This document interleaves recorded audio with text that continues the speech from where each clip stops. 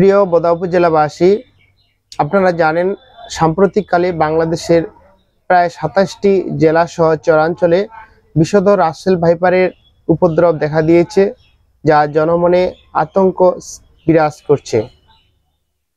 আমি বোদা উপজেলাবাসীকে আশ্বস্ত করতে চাই, বাংলাদেশ আওয়ামী লীগ সরকারের অধীনে গণপ্রজাতন্ত্রী বাংলাদেশ সরকারের স্বাস্থ্য মন্ত্রণালয় কর্তৃক প্রত্যেকটি জেলা এবং উপজেলার মতো বোদা উপজেলা স্বাস্থ্য কমপ্লেক্সেও রাসেল ভাইপারের প্রয়োজনীয় অ্যান্টিভেনম সহ প্রয়োজনীয় উপকরণ সরবরাহ করা হয়েছে এবং স্বাস্থ্যকর্মী সহ সংশ্লিষ্ট সকলকে এ বিষয়ে প্রশিক্ষণ প্রদান করা হয়েছে। মনে রাখতে হবে, রাসেল ভাইপার থেকে বাঁচার একটি উপায় দ্রুত হাসপাতালে নিয়ে যাওয়া।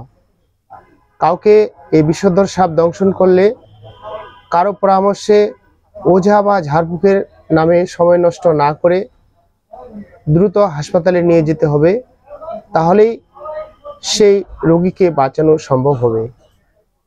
আসুন সকলে আতঙ্কিত না হয়ে সজাগ হই এবং বোদা উপজেলার প্রত্যেকটি মানুষকে এই রাসেল ভাইপার যদি কখনো দংশন করে তাকে সেই দংশনের হাত থেকে রক্ষা করি। সকলেই ভালো থাকি, সকলেই ভালো থাকবেন, সুস্থ থাকবেন।